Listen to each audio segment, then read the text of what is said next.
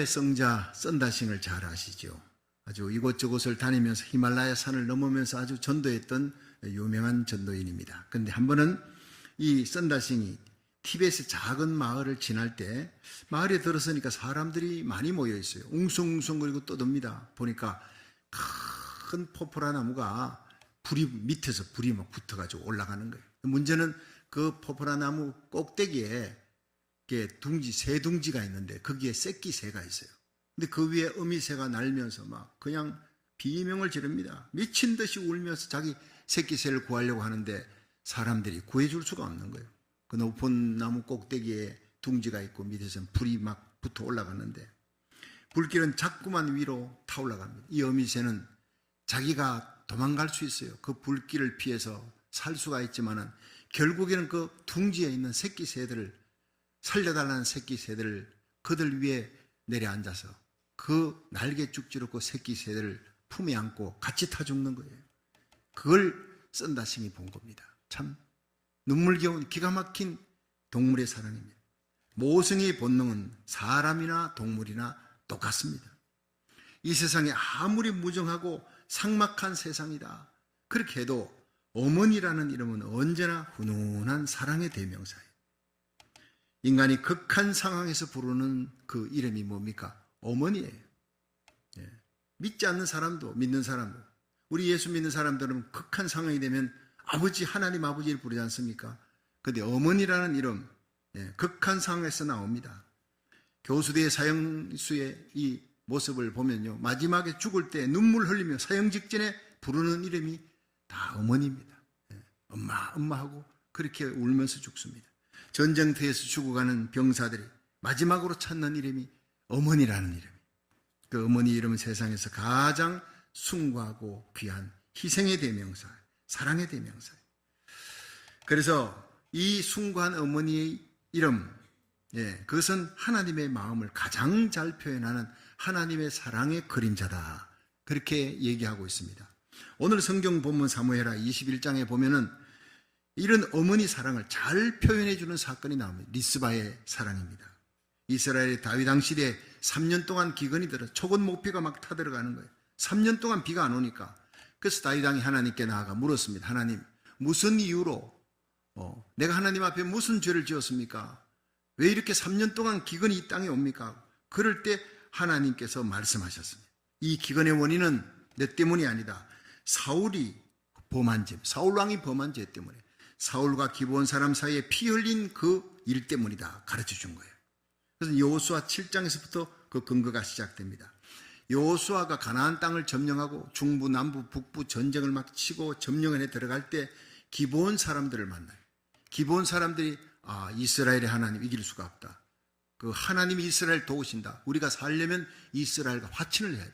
이스라엘 사람들은 어쨌든 여호와의 이름으로 화친하고 약속한 것은 반드시 지키는 백성이니까 우리가 그들을 속여서라도 화친하자. 멀리서 온 것처럼 헤어진 옷에다가 곰팡이 난 그 마른 떡을 준비하고 빵을 준비하고 헤어진 신발 신고 가서 우리 멀리서 왔습니다. 여호와의 이름으로 화친을 한 거예요. 서로 공격하지, 서로 싸우지 않기로, 지켜주기로. 그러나 하나님의 이름으로 약속을 했기 때문에 그 이후에 사흘 후에 그 사람들이 그 가까이 있는 7 족속 중에 하나라 하더라도 여호수아가 지켜줬습니다. 하나님의 이름으로 약속했고 맹세하다. 그만큼 하나님의 이름을 귀히 여기는 이스라엘 백성. 근데 이걸 사울왕이 깨뜨려버린 거예요. 여호와의 이름으로 맹세했다 하더라도 가나안 족속 중에 하나인 기브온 사람들 죽여야 된다. 대학살을 벌여버린 거예요. 그런데 그 죄를 하나님께서 다윗 왕 때에 묻는다는 거예요. 반드시 하나님, 공의로우신 하나님이시니까. 그런데 그럼 어떻게 해야지 이 문제가 해결되겠는가? 3년 기근이 어떻게 풀리겠는가? 고민되던 다윗 왕이 기브온 사람을 불러서 어떻게 하면 당신들 한을 풀 수가 있겠습니까? 했더니 이 사울 왕가의 7명의 자손을 우리에게 내주십시오. 교수형에 처해서 그들을 죽여주십시오. 그래야 우리 한이 풀리겠습니다. 그래가지고 나온 것이 사울 왕과 리스바 그 사이에서 난 두 아들 알모니와 머비보셋 두 아들이 죽습니다. 그리고 사울의 딸 메라백에서 난 자손 중에 5명을 내어주어서 산 위에서 교수형을 쳐는 이 교수형을 받고 두 아들을 졸지에 잃어버린 어머니 리스바가 그 아들들의 시체를 바위 위에 눕혀놓고 하늘에서 비가 올 때까지 굵은 베옷을 입고 울면서 그 자리를 떠나지 않아요. 밤이나 낮이나 떠나지 않았어요. 왜냐? 낮에는 새들이 와서 까마귀 독수리가 날아와서 뜯어먹으려니까, 밤에는 늑대나 맹수들이 와서 또 뜯어먹으려 하니까 그걸 지켜주기 위해서 그 자리를 떠나지 않았다. 기가 막힌 얘기, 눈물겨운 이야기예요. 성경에 많은 어머니들의 이야기가 있지만 리스바의 모성에 우리의 마음을 감동시키는 거예요. 오늘 어머니 주일, 어머니 중에 어머니였던 이 리스바의 사랑을 통해서 함께 은혜 받는 시간 되기를 축원합니다. 첫째로 이 리스바의 사랑은 자식을 사랑하되 불변의 사랑을 우리에게 보여준 거예요. 우리 함께 이 사무엘하 21장 10절을 읽어보겠습니다. 시작. 아야의 딸 리스바가 굵은 배를 가져다가 자기를 위하여 반석 위에 펴고 곡식 베기 시작할 때부터 하늘에서 비가 시체에 쏟아지기까지 그 시체의 낮에는 공중에 새가 앉지 못하게 하고 밤에는 덜짐승이 범하지 못하게 한지라. 아멘. 자, 이 리스바가 굵은 배를 입었다. 이것은요, 슬픔과 애통의 상징입니다. 이스라엘 사람들은 이 시체가 매장되지 아니하고 또 시체를 그들은 바위 속에 굴에다가 넣는데 넣지 아니하고 그냥 방치해 놓는 거, 들의 짐승들의 밥이 되게 하는 거, 까마귀 독수리의 밥이 되는 거, 이 최대의 수치로 하는 거예요. 최대의 모욕과 수치로 생각합니다. 그래서 어머니 리스바는 왕의 명으로 교수형 당해서 그렇게 억울하게 죽었어요. 사울이 범한 죄인데 자기 아들 대 그 아들들을 내놔 얼마나 억울합니까? 그럼에도 다윗 왕을 원망하지 아니하고 그 아들의 시체를 덜짐승이 해야 하지 못하도록 바위에 놓고 밤낮을 지키면서 비가 쏟아지기까지 지켰다는 거예요. 하나님의 진노를 푸시고 하늘에 비를 내릴 때까지. 여러분, 하늘에서 독수리가 막 내려오고 까마귀 내려오면 이 여인이 혼자 어떻게 지킵니까? 긴 막대기 준비했을 거예요. 막 휘두르면서. 또 밤이 되면 늑대들이 오지 않습니까? 막대기 하나를 지킵니다. 왕명으로 그렇게 처형했던 사람 누가 도와주겠습니까? 누가 곁에서 함께 해주며 함께 그 시체를 지켜주겠느냐? 여인 혼자입니다. 여러분, 리스바 혼자서 밤낮으로 지키는 거예요. 스미스라고 하는 성경 주석가는 이스라엘의 우기가 10월경이니까 곡식 벨 때는 4월입니다. 4월부터 10월까지 약 6개월 동안을 이루고 있었다는 거예요. 그런데 그것은 너무 좀 무리한 주장입니다. 이 본절에 나타나는 이 우기 비가 쏟아진 것은 자연적인 비가 아닙니다. 하나님이 이제 진노를 풀었다. 그 진노를 풀었다는 상징으로 내린 비이기 때문에 어쨌든 하나님 성경 속에는 침묵하고 있지만 많은 시간에 1, 2주가 아닙니다. 한두 달이 아닙니다. 많은 시간을 흐르는 긴 날 동안에 아들의 시체를 지키고 있었을 것이다 라고 하는 것이 정평입니다. 그 어머니 리스바는요, 자식이 살았을 때뿐만 아니라 죽은 시체가 되었음에도 불구하고 변함없는 사랑을 보였어요. 여러분, 자식들은 부모님이 숨거둡니다. 그리고는 마지막 뷰잉하고, 뷰잉할 때 어떻습니까? 죽은 시신입니다. 그 시신을 보면 그렇게 아름답지 못합니다. 미국의 시인이며 비평가인 홈즈라는 사람이 The Mother's Secret, 어머니의 비밀이라는 그 책의 시에서 연인들의 사랑은 시든다. 우정의 잎사귀 떨어지지만 어머니의 남모르는 깊은 사랑은 그 모든 것보다 오래간다. 이래서 어머니의 불변의 사랑을 노래했습니다. 여러분 잘 알죠? 패티김, 그대 없이는 못 살아. 이 노래를 불렀는데 이혼하고도 잘도 살더만. 연인의 사랑, 죽고 못 사는 것 같아도 헤어져도 살 수 있어요. 우정의 사랑, 죽고 못 살 같은 그런 친구들의 사이도 결국에는 깨어지는 거 많이 봅니다. 그러나 어머니의 사랑은 변함이 없습니다. 나는 변해도 어머니는 변하지 않아요. 이게 바로 하나님의 불변의 사랑이에요. 우리는 하나님을 떠나고 등을 져도 여러분, 등진 우리를 향해 달려오면서 인간의 몸을 입고 오신 하나님이 우리를 끌어안고 십자가에 달려 죽으신 거예요. 우리의 모든 저주와 슬픔과 지옥의 고통을 대신 담당하시고, 그래서 이사야 53장은 그가 찔림은 우리의 허물을 인하며 그가 상함은 우리의 죄악을 인함이라. 그가 징계를 받음으로 우리가 평화를 누리고 그가 채찍에 맞음으로 우리가 나음을 입었도다. 우리는 양같이 그릇 행하여 각기 제 길을 갔어요. 그러나 우리 무리의 모든 죄악을 다 그에게 담당시키셨도다. 하나님의 사랑, 불변의 사랑. 우리는 하나님의 마음을 아프게 하고 죄를 짓고 떠나도 달려와서 끌어안고 우리를 위해 대신 죽으시고 우리를 살려주신 그 십자가의 사랑.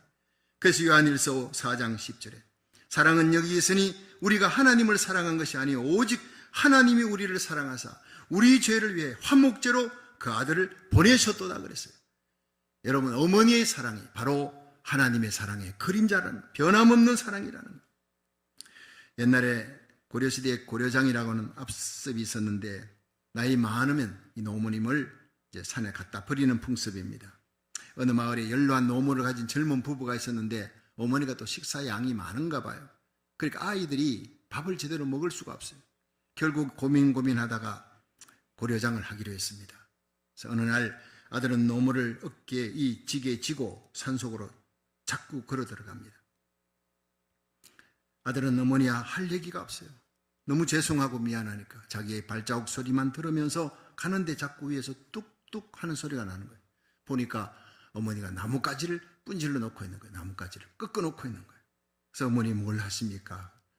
나는 죽으면 그만이지만 네가 집으로 돌아갈 때 길을 잃을까 봐 표시해 놓은 이 길 따라 이 꺾어진 나무 이 조각 이걸 가지를 보고 네가 집에 돌아가기를 바란다. 기가 막힌 거예요. 자기를 죽음으로 데려가는 이 어머니가 마지막 가는 길에도 자식 걱정하고 있는 거예요. 지기를 내려놓고 어머니 끌어안고 엉엉 울었어요. 어머니 나를 용서해 주십시오. 괜찮다 아들아 괜찮다. 빨리 가자. 아니에요 어머니 집으로 돌아가십시다. 그 아들이 어머니 지게 짊어지고 집으로 돌아왔어요. 이 얘기를 자기 부인에게 했더니 아내도 함께 감격하여 울면서 우리 어머니와 함께 죽어도 같이 죽고 살아도 같이 살아요. 한평생을 잘 모셨다는 얘기. 여러분, 이것이 바로 어머니 사랑이에요. 변함없는 사랑이에요. 이 사랑이 바로 하나님 사랑의 그림자예요. 로마서 5장 8절에는 우리가 아직 죄인 되었을 때 그리스도께서 우리를 위해 죽으심으로 하나님께서 우리에게 대한 자기 사랑을 십자가에 확증하셨느니라. 우리가 교회에 와서 갈보리의 십자가, 예수님 십자가 바라보면 여기 하나님의 사랑을 알 수가 있습니다. 하나님 우리가 보지 못해서도 예수님을 통해 하나님의 변함없는 그 희생적인 사랑을 발견할 수 있기를 주의 이름으로 축원합니다. 두 번째, 리스바는 죽은 자식을 위해 희생을 각오한 사랑을 보여줬어요. 여러분, 잠언 30장 17절에 보면 아비를 조롱하며 어미 순종하기를 싫어하는 자의 눈은 골짜기 까마귀에게 쪼이고 독수리 새끼에게 먹히리라. 이건 성경입니다. 그런데 이 배경은 당시 팔레스타인에 이 독수리가 또 까마귀가 살아있는 사람도 막 뜯어먹으려고 달려드는 사나운 짐승들이라는 걸 보여주는 거예요. 예. 아비를 조롱하며 어미 순종하기를 싫어하는 자의 눈은 골짜기 까마귀에게 쪼이고 독수리 새끼에게 먹힌다는 거예요. 이거 얼마나 무서운 얘기입니까? 부모님에게 순종하라는 얘기를 하면서 하는데, 그러므로 아들의 시체, 두 아들의 시체를 바위에 그렇게 눕혀놓고 어머니 리스바는 사나운 맹수, 날짐승으로부터 그들을 보호하는 거예요. 싸우는 거예요. 밤낮을 싸우는 겁니다. 희생을 각오하고 자식들의 시체를 끝까지 지키는, 비가 내릴 때까지, 비가 쏟아질 때까지. 거기서 리스바가 얼마나 하나님 앞에 간구했겠습니까? 하나님, 비를 내려주십시오. 비를 내려주셔서 이 고통에서 노임받게 해달라고, 우리 아이들, 두 아들들을 시신을 잘 장례할 수 있게 해달라고 얼마나 눈물 흘리며 기도하며 그렇게 시체를 지켰는지 모릅니다. 하나님의 진노가 그칠 때까지, 하늘의 문이 열릴 때까지, 비가 쏟아질 때까지 사력을 다해서 시체를 지키는 이 리스바의 사랑, 참으로 위대한 희생적 사랑, 죽음의 두려움을 이기는 거예요. 지난 5월 6일 텍사스 앨런시의 한 아울렛에서 한 가족이 그 아울렛을 찾았는데, 한인 가족입니다. 6살 난 아들 제임스의 생일 선물로 받은 옷이 잘 안 맞으니까 바꾸려고 아울렛을 찾은 이 한인 부부가 어린 딸과 함께 부부가 총에 맞아 죽었습니다. 아무런 원한도 없는데 그렇게 억울하게 죽은 거예요. 아버지는 38살의 변호사예요. 어머니는 35살 치과의사예요. 이민 와서 아메리칸 드림을 이루기 위해 고생해서 그 자리까지 올라가서 아들 낳고 딸 낳고 행복한 가정을 이루고 뉴송 침례교회를 다녔어요. 지역 주민들을 위한 모든 행사에 적극적으로 도우며 어려운 사람들을 도우면서 그렇게 살아가는 모범적이고 행복한 1.5세 가정이었습니다. 근데 어머니 강신영 씨가 총알이 날아오니까 자기가 총에 맞았는데 불구하고 어린 아들 그 윌리엄을 품에 안고 총알바지가 되었다는 것이에요. 경찰관들이 왔을 때 총에 맞은 이 강신영 씨의 몸을 경찰관이 제치니까 이 강 씨의 몸에서, 어머니 몸에서 어린 아들이 나왔어요. 윌리엄이. 우리 엄마가 다쳤어요. 도와주세요. 울더라는 거예요. 총성이 귀를 찢는 그 참혹하고 무서운 시간에 어머니는 자신이 총에 맞아 죽어가면서도 어린 아들을 꼭 품에 안고 살렸던 것입니다. 어머니 사랑, 모든 두려움을 이기는 것입니다. 정말 위대한 어머니의 희생으로 아들이 살아나게 된 거예요. 참으로 위대한 어머니의 사랑을 우리가 보게 된 것입니다. 그래서 19세기 낭만주의 거장 빅토르 유고는 여자는 약하다, 그러나 어머니는 강하다, 이런 표현을 했어요. 여러분, 위대한 어머니의 품에서 위대한 자식이 탄생하는 거예요. 어머니 리스바의 사랑은 모든 두려움을 이기는 희생적인 사랑이었습니다. 마지막 세 번째, 리스바의 사랑은 죽은 자식에게도 복을 받게 하는 사랑이었다 하는 얘기입니다. 사무엘하 21장 12절부터 14절을 한번 읽어보겠습니다. 시작. 다윗이 가서 사울의 뼈와 그 아들 요나단의 뼈를 길랏 야베스 사람에게서 취하니 이는 전에 블레셋 사람이 사울을 길보아에서 죽여 벳산 거리에 메어단 것을 저희가 가만히 가져온 것이라. 다윗이 그곳에서 사울의 뼈와 그 아들 요나단의 뼈를 가지고 올라오매 사람들이 그 달려 죽은 자들의 뼈를 거두어다가 사울과 그 아들 요나단의 뼈와 함께 베냐민 땅 셀라에서 그 아비 기스의 묘에 장사하되 모두 왕의 명대로 쫓아 행하니라. 그 후에야 하나님이 그 땅을 위하여 기도를 들으시니라. 아멘. 여러분, 오늘 이 본문에서 보면 다윗 왕이 이 소식을 들은 거예요. 이 리스바가 비가 올 때까지 몇 달이 걸리는 동안에 그 애절한 모성애로 이 자식들 시체를 지켰다는, 그러니까 감동이 된 거예요. 사울과 요나단은 물론 메어 달린 그 사울의 7 자손들까지 다 그 조상 기스의 묘에 안장하도록 했습니다. 기스의 묘라는 것은 오늘날 왕실이 묻히는, 영국으로 말하면 웨스트민스터 사원 같은 그런 곳이에요.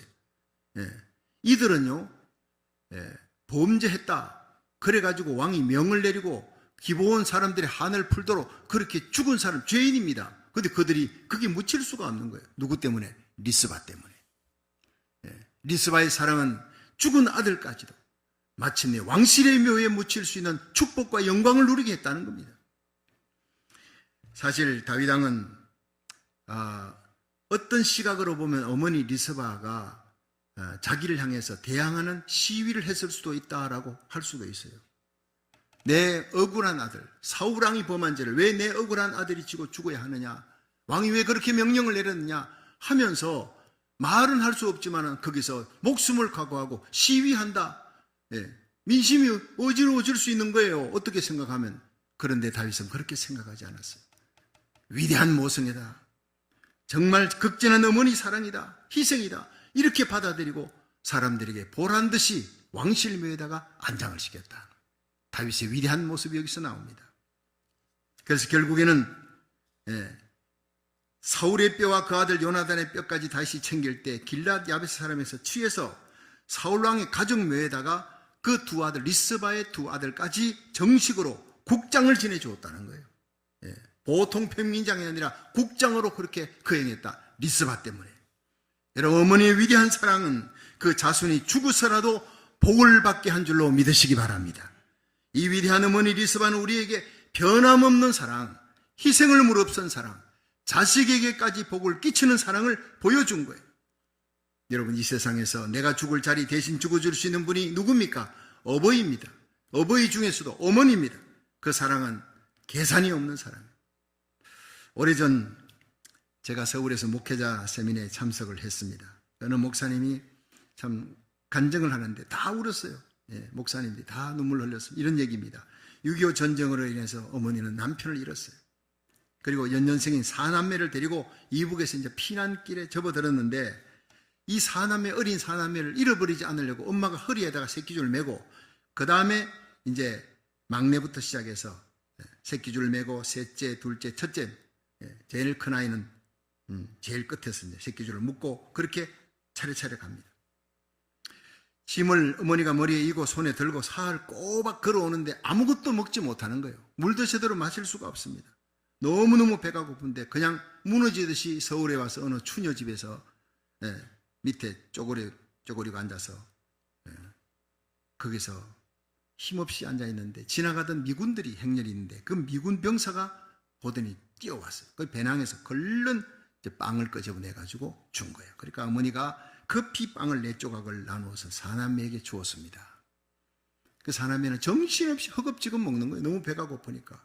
내 어머니는 자기들 미소를 지으면서 웃으면서 쳐다보고만 있는 거예요. 어머니도 사흘 동안 굶었어요. 이고 지고 들고 너무 힘들고 어려울 텐데 같이 굶어서 무척 배가 고프실 텐데 세월이 흘러서 어머니는 세상을 떠났습니다. 목사님은 어머니 주일만 되면 목이 메어서 설교를 제대로 할 수가 없었다고 했습니다.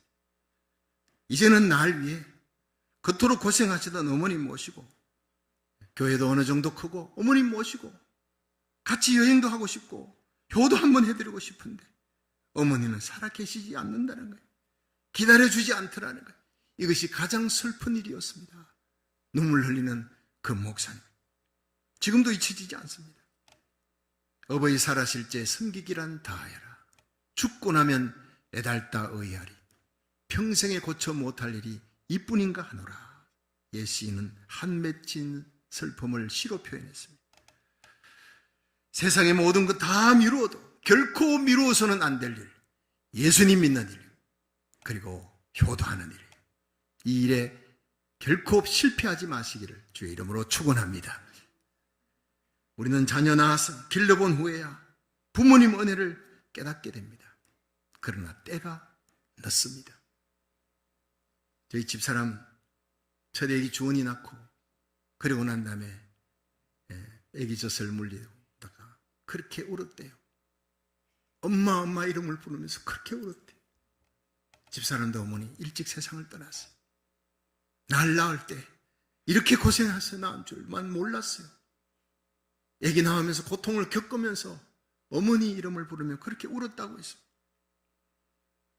자녀를 낳고 키워보면서 어머니 은혜 깨닫는 분들이 있습니다.